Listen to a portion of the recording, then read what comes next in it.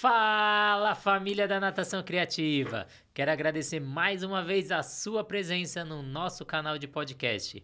Eu sou o Renato Simon, criador desse canal de podcast e também criador da Natação Criativa, um dos maiores canais do Instagram. E hoje eu tenho à minha frente aqui Lula Feijó. A gente vai falar um pouquinho sobre ansiedade. O objetivo dessa conversa é a gente aumentar a conscientização sobre o tema, que ele é tão relevante, trazendo informações úteis para os nossos ouvintes. Porque, segundo aqui o nosso especialista vai falar, ele chega até a ser denominado como o mal do século, né, Lula? Mal do século. A ansiedade é o mal do século. É o transtorno mais prevalente no mundo e o Brasil, infelizmente, é o campeão mundial. Eu fiquei impressionado. Nós brasileiros somos campeões mundiais de transtorno de ansiedade. Veja bem, não é ansiedade. A ansiedade é saudável. É o transtorno dela que é uma patologia. É que segundo a OMS, né, a Organização Mundial da Saúde, revela que mais de 350 milhões de pessoas sofrem dessa doença. E no Brasil, 18,6 milhões, como você disse, a gente lidera o ranking, né, mundial com esse transtorno. Que impressionante. Bom, eu sou psicólogo e eu tenho um trabalho até anterior à psicologia, que é com natação, né? Eu trabalho com pessoas que passaram muitas delas por trauma e tem um transtorno de ansiedade que é fobia específica, é uma fobia específica. Por que fobia específica? É quando tem um ambiente ou um objeto que é ansiogênico ou ansiógeno e que produz que desencadeia essa fobia. E aí eu fui aprendendo, né, com a psicologia e com o trabalho que eu já vinha desenvolvendo com transtorno de ansiedade, eu me tornei um especialista. Eu fiz um curso dentro da psicologia, um curso de especialista em transtorno de ansiedade ou especialista em TCC, né, terapia que é uma das terapias eficazes para lidar com essa questão. Não fiz, mas eu tenho esse longo percurso com a ansiedade. Então, o que é a ansiedade? É um tempo psicológico. A ansiedade é um tempo, não cronológico, não é um tempo matemático do relógio, né? É um tempo psicológico de antecipação, de urgência, de futuro. A casa da ansiedade é o futuro. É o futuro como se fosse um buraco negro nos puxando todas as nossas energias, todo o nosso pensamento e atrapalhando nossas ações, porque a ansiedade imagine uma curva de Gauss, né? Uma curva, enquanto a ansiedade vai subindo até o topo da curva, ela é adaptativa e funcional. Quando ela passa desse ponto, ela é desadaptativa e disfuncional. Então, a ansiedade é um excelente recurso nosso de sobrevivência para nos preparar para desafios. Porém, quando ela se exacerba, quando ela é muito intensa, ela nos inibe, ela produz um rebaixamento das nossas qualidades físicas e cognitivas. Então, nós estamos falando de transtorno. Ansiedade, estresse e medo costumam ser vilões, eles não são vilões. Eles são todos instrumentos, costumo até dizer que nós deveríamos agradecer, assim, ajoelhadinho na cama, assim, antes de deitar e depois, após acordarmos, agradecer o medo, o estresse e a ansiedade, que são eles que nos preparam para todo e qualquer desafio da vida. E queria que você falasse um pouquinho sobre os sintomas comuns da ansiedade. Você já falou que é uma preocupação, né? Você se preocupar com algo que ainda vai vir. Mas quais são os principais sintomas que a gente pode destacar? Você pôs o simbolismo da água aí? Vamos avançar. Deixa eu ver. Tá. Os principais sintomas. Olha um sintoma aqui. Olha o outro. Estou brincando. Mas então, a ansiedade ela produz uma alteração fisiológica bastante importante. Né? Sudorese nas mãos, taquicardia, pupila se dilata, a pessoa começa a ficar um pouco pálida, porque ansiedade e medo são primos, né? Andam de mão dada, são bem parecidos. Então, as reações fisiológicas, aquelas borboletinhas voando aqui na barriga, né? Uma certa tensão muscular, uma apreensão, como se fosse lutar, né? Mas aí que tá, falando em lutar, quando nós temos o medo, o estresse e a ansiedade, e nós estamos agindo de acordo proporcional a esse estímulo produzido pelo medo, estresse e ansiedade, é saudável. Mas acontece que nós, na modernidade, nós temos uma ansiedade e a gente não sabe nem onde está o desafio. Chama de ansiedade, é uma das ansiedades, ansiedade generalizada, transtorno de ansiedade generalizada. Então, ficar sentado numa cadeira com o laptop na frente e você ter uma mobilização fisiológica de ansiedade, de medo, de estresse, como se tivesse um leão na tua frente, e o leão não está ali, é um laptop. Então, é isso que produz a doença, produz a patologia. Né? Tem um psiquiatra, se não me engano, foi o Gaiarsa, José Ângelo Gaiarsa, falecido, ele falava, se está com pressa, corra. Então, parece uma frase banal, mas isso pode ser um remédio para a ansiedade. Você está com pressa? Corra. Então, você está mobilizando aquela adrenalina, toda aquela fisiologia mobilizada que eu já comentei, para uma ação. Ela está sendo propulsora de uma ação. E quando não tem correspondência? Quando ela começa a ficar generalizada, você perde o sono, você come ali sem mastigar, em 15 minutos, porque está atrasado. Muitas vezes não está nem atrasado. Tem gente que, nas férias, tem o mesmo comportamento que tem no trabalho. E você fez uma relação muito interessante. Tá atrasado, corra. Tá com pressa, corra. Tá com pressa, corra. E a gente pode dizer... Agora, tá com pressa ficar sentado, vai ter problema. E a gente pode ter essa relação também da atividade física com ansiedade? A atividade física, ela auxilia aí nesse processo Muito. Hoje, na saúde mental, nós psicólogos e os psiquiatras, nós somos profissionais ligados à saúde mental, nós preconizamos como um remédio, entre aspas, a atividade física. Porque nós somos atividade, a vida é atividade física. Mas posso me alongar um pouquinho mais? A vida é atividade física. Então, existe uma mobilização fisiológica, né?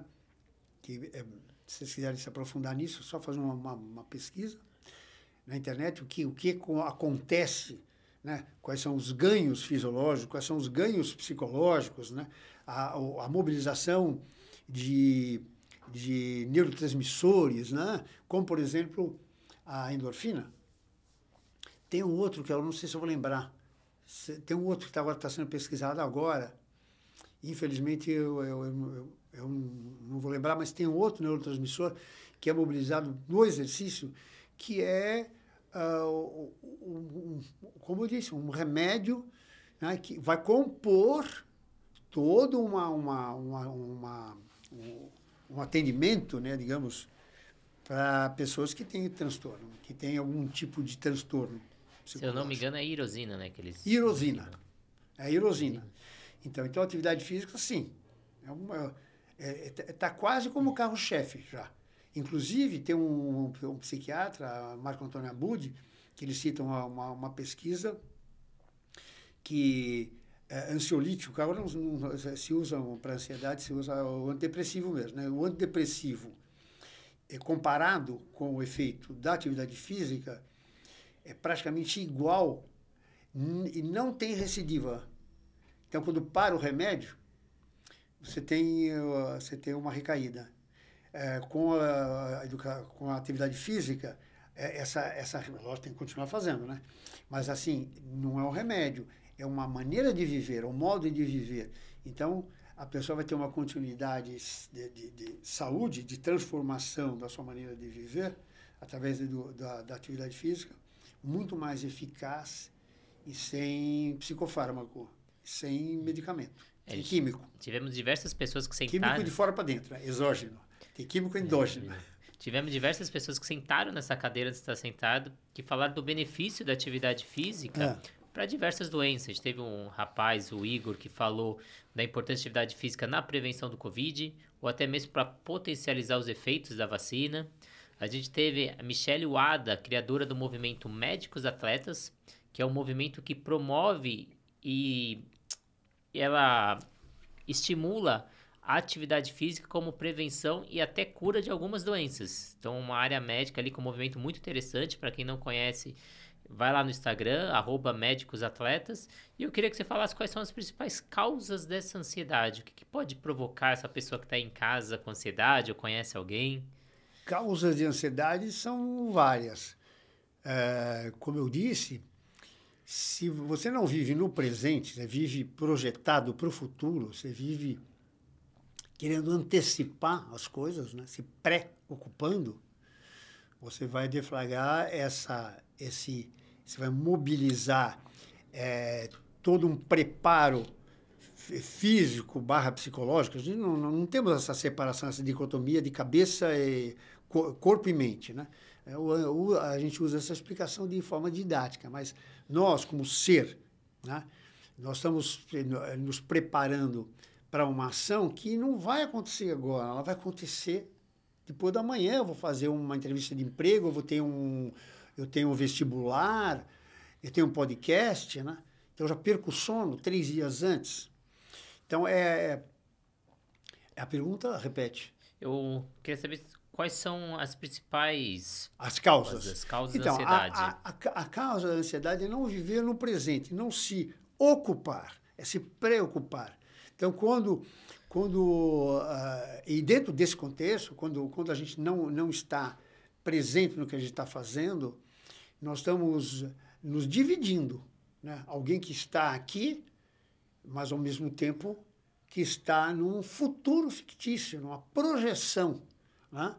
E isso é muito comum nos dias de hoje, devido aos intensos e variados estímulos, principalmente tecnológicos, que começam a nos cobrar, né, a atividade constante e um mundo de informações, né, uma avalanche de informações, como se nós tivéssemos que haver, como se nós tivéssemos uma certa responsabilidade ou um compromisso com tudo isso que despejam em cima de nós, né? Então, até que nós... a causa da ansiedade começa não, ela nasce daí justamente porque nós não temos essa capacidade de discernir o que é nosso lugar no mundo e o que é dos outros. Não que a gente não possa ajudar os outros, mas ter uma compreensão das coisas, das questões que você pode atuar, que você pode resolver, e daquelas que você não tem condição de resolver. Como, por exemplo, as leis naturais, ou um problema que tem lá no outro país. Você pode participar, você pode doar um dinheiro, por exemplo, para o Médicos Sem Fronteira. Então, vá e faça. Mas o que você não pode fazer, você não se ancore aí. Não se ancore aí, porque é sofrimento sem solução. Não sei se eu consegui responder. Sim. E tem alguma medida preventiva, algo que a pessoa aí do outro lado consiga fazer para diminuir essa ansiedade diária? Meditação. Respiração. Quando fala meditação, muita gente fala, eu não consigo. Bom, quem disse que não consegue tem razão, né? Então, a meditação nada mais é do que nós, mesmo que seja por 1 minuto no início, a gente pare um pouco para olhar para dentro. E a respiração é um bom recurso para isso.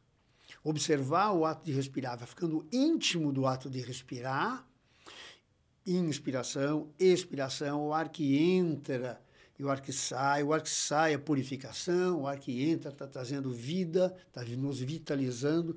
Então, acompanhar a respiração, que é constante, que ela é presente na nossa vida inteira, desde o nosso nascimento até a nossa morte.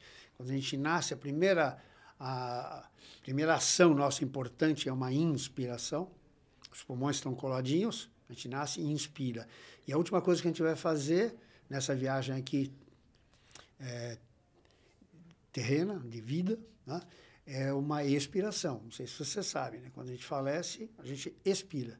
Então, a respiração, como ela é contínua, prestar atenção nela nos presentifica, nos traz para o presente. E fazendo meditação, a gente vai conseguir perceber a diferença entre viver no presente e viver no futuro, que é a ansiedade. Porque o futuro não existe. Como diz meu mestre, o futuro é uma miragem. A gente falou sobre a importância da corrida, falamos agora sobre a importância da meditação. E a natação, seria uma junção dos dois, uma atividade aeróbica que ainda trabalha a respiração? Sim, todas as atividades trabalham respiração, particularmente as que trabalham o sistema cardiovascular. Mas a natação tem uma cobrança de disciplina respiratória bastante interessante. Nós temos que tornar ritmada a respiração e aprofundada para que a gente possa nadar, né? Então, isso eu sinto quando eu nado, que o maior benefício meu, pelo menos a minha experiência, é o respirar, que tem a ver com a meditação, tem a ver com a energização, porque a meditação também, não só ela faz com que a gente pare um pouquinho para olhar para nós mesmos, ficar só na periferia, ficar só fora, a gente se perde. Não precisa, é uma lógica clara e simples. Se está sempre para fora, sempre na agenda, sempre resolvendo as questões externas, o teu interno está abandonado. Então, meditação, a gente olha para dentro e com isso a gente consegue respirar melhor. Então, esse link de respiração, meditação, ansiedade e natação é bastante pertinente, é bastante importante. Eu acho que a natação ela é a atividade física quase que um sinônimo de respirar. E a Organização Mundial da Saúde revelou que aproximadamente aí 25% de pessoas foram impactadas durante a pandemia e tivemos um aumento no número dessa ansiedade. Então, 25% a mais. Você acha que esses números acontecem até hoje ou foi só um quadro esporádico daquela época da pandemia, 2020 até 2022, ou a gente ainda sofre esse reflexo? Eu não sei responder, mas no momento, eu quero tratar a pandemia como um dos, se não o maior desafio que a humanidade passou até hoje. Tem guerra? Sim, guerra. Primeira Guerra Mundial, Segunda Guerra Mundial e todos os outros os grandes desafios. Porém, a pandemia como se tivesse dado assim uns tapinhas na nossa cara para acordar para a nossa fragilidade, para a necessidade de a gente ser solidário, a necessidade de a gente se recolher, né? Tem um simbólico aí, né? Quando eu disse que a meditação nos recolhe para nós mesmos, né? Como diz a Thérèse, uma francesa que trabalha com uma terapeuta corporal, Thérèse Besterat, ela fala que quando a gente se interioriza, nós estamos voltando para casa. Então, acho que na pandemia nós voltamos para casa literalmente. Não podia sair de casa. Acho que tem aí a pandemia. Eu acho que a pandemia serve. Não sei se ela está continuando com esses números.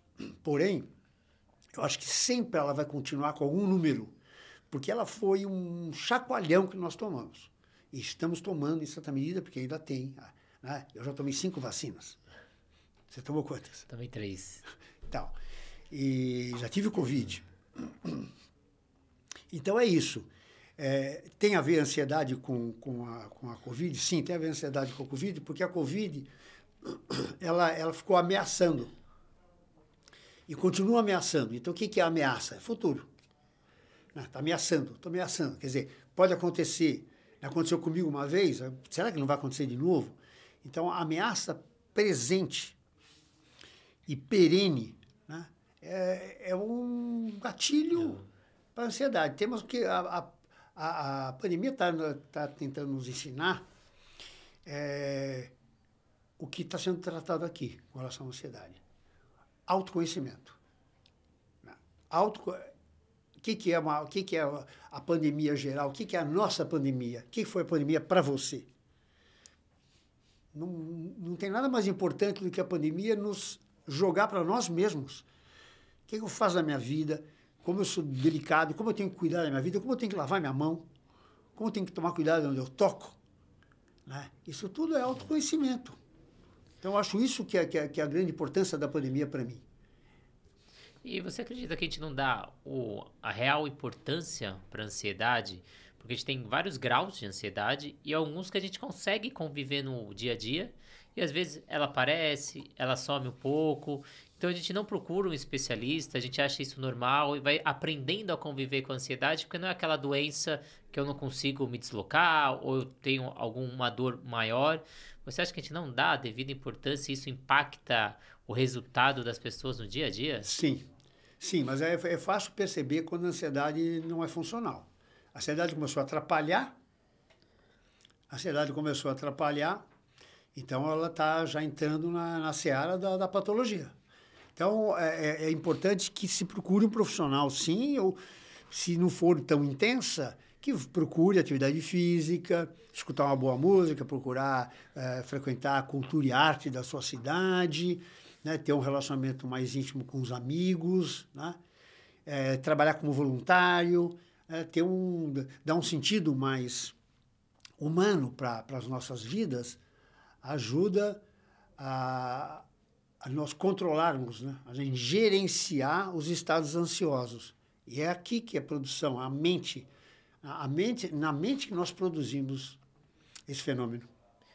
E você acha que tem alguma faixa etária que sofre mais com isso? Porque tem os últimos dados divulgados falam que 26% da população brasileira sofre com ansiedade. Só que se a gente falar de 18 a 24 anos, é um terço da população. A gente aumenta esse número para 31%. Você enxerga alguma faixa etária mais prevalente? Olha, não tenho esse conhecimento, mas pela minha vida, né, 7 décadas e meia, 75 anos, eu tenho observado que os jovens, mas aí tem outros fatores que implicam, né? Instabilidade econômica, conflitos familiares, conflitos de toda a ordem, mas assim, que todos nós todas as faixas etárias estão submetidas, mas eu acho que os jovens são a faixa etária mais suscetível à ansiedade. E você que trabalha com natação há muito tempo, você acha que a transtorno de ansiedade. A ansiedade é boa. Você que trabalha com natação há muito tempo, você conseguiria falar que às vezes o medo ou a falta de resultado, até por nadadores, seja alto rendimento ou amadores aí que nadam no dia a dia, é pela ansiedade, ela provoca essa fobia, essa falta de resultado, não conseguir estabelecer o resultado que você queria? Sim, porque é desafio. Os atletas, né? Eu acho que você está falando de competição. Sim. Se pôr à prova. Então, se eu me ponho à prova e a prova tem uma data, é daqui a um mês, ou daqui a 10 dias, daqui a uma semana, né? Eu fui nadador, me preparava um ano inteiro e agora eu tenho que resolver isso nesse minuto, ou nesse menos de um minuto, porque eu era nadador de 100 livre, né? De prova de velocidade. Então, é isso. Os desafios são os gatilhos para nós pensarmos no futuro. Porque o desafio que está presente, você começar a pegar fogo aqui, Deus me livre, né? Mas se começar a pegar fogo aqui, a gente vai fazer alguma coisa, você vai pôr na ação. Agora, quando é no futuro, como é que você vai agir? Você vai ficar ansioso. E aí a ansiedade vai se intensificar. Né? E eu queria, para a gente caminhar aqui para o nosso final, mensagem que você deixaria para quem está em casa que ou percebe que está sentindo um pouco de ansiedade, esse transtorno. Que mensagem você deixaria para o pessoal que está aí de casa? Que procure um especialista. Se a ansiedade é muito intensa, tem que ser alguém da saúde mental, psiquiatra e psicólogo, psicoterapia. Se a ansiedade não está tão intensa, faça uma autocrítica. Tá? Procure significar sua vida, fazer atividade física, né? Buscar um sentido existencial que seja estimulante. Né? Eu acho que é isso, mas de forma simples, quem quem lida com transtorno de ansiedade, quem pode te ajudar mesmo, de fato, são profissionais da saúde mental. Repito, psicólogos, psiquiatras. Feijó, queria agradecer mais uma vez a sua presença, deixando aqui os seus canais aí para quem quiser te procurar. Você já fez 2 entrevistas com a gente, falou um pouco do método Nadar Sem Medo, falou sobre a magia, a importância do contato com a água e agora a gente falando sobre a ansiedade. Um recado final? Deixar os seus contatos, suas mensagens finais. Olha, o contato mais eficaz é o WhatsApp. Também tem o Instagram, @psicoterapia positiva, @psicoterapia positiva, e o WhatsApp. Então, quem quiser conversar, eu costumo oferecer uma entrevista de acolhimento gratuita, online. Então, quem quiser conversar, saber alguma coisa, se aprofundar nas questões que nós ventilamos aqui, será um prazer. E o recado final é autoconhecimento. Procurem não só sair para fora do mundo, né? Esteja no mundo, não seja o mundo. Muito obrigado pela sua presença, muito obrigado para quem acompanhou a gente. Siga o canal Psicoterapia Positiva, siga o canal da Natação Criativa no YouTube para auxiliar nesse trabalho. E muito obrigado e até a próxima entrevista. Beleza. Valeu.